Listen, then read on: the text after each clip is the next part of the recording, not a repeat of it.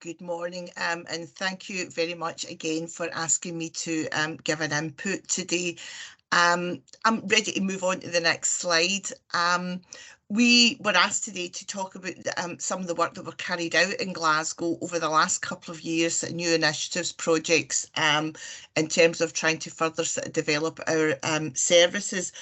And financially included is a new project to Glasgow. It's a new project to Scotland even. And I think Marcia and both Kat earlier on talked about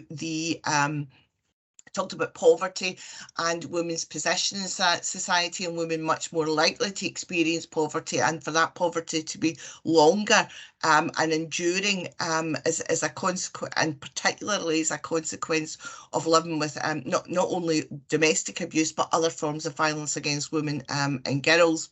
And so we developed Financially Included to promote that and coordinate an effective interagency response to financial abuse and economic abuse.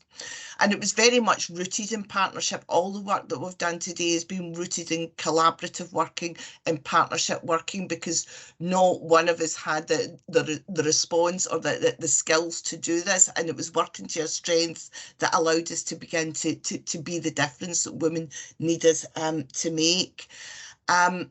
So this is about a whole systems change across the money and advice sector within across the city.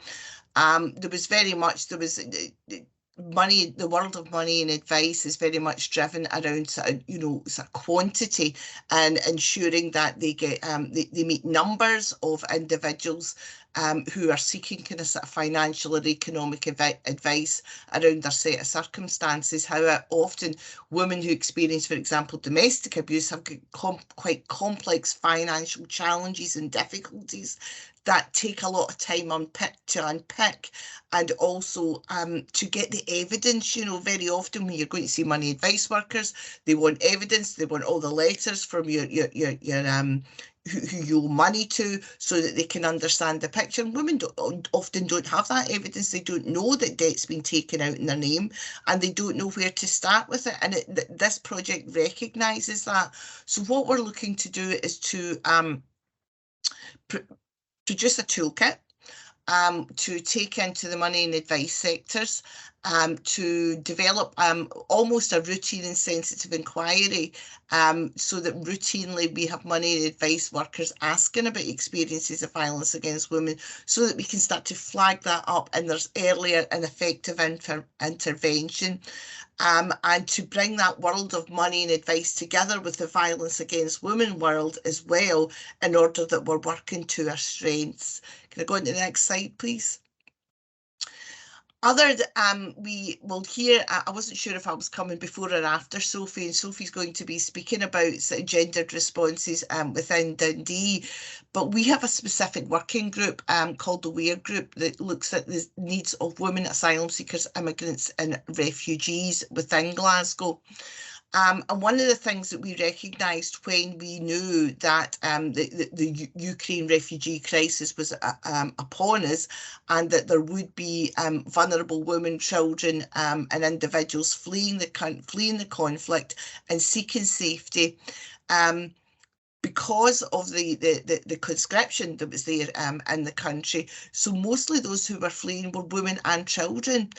So it was absolutely vital that our responses recognised that gendered nature and recognised the specific risks that women would experience in terms of fleeing the conflict or the abuse they might have experienced within the Ukraine, any risks of violence or abuse, exploitation or harm they experience during transit, and what they, that experience of abuse, harm and exploitation in arrival in border countries, and arrival in the UK and still remaining in, you know, and within Glasgow as well. So it's vitally important that we collect information, we collect data. And so this was a call for action, not just in Glasgow, but across the country, to ask that we start to look at gathering specific information that applies that gendered lens to women's experiences.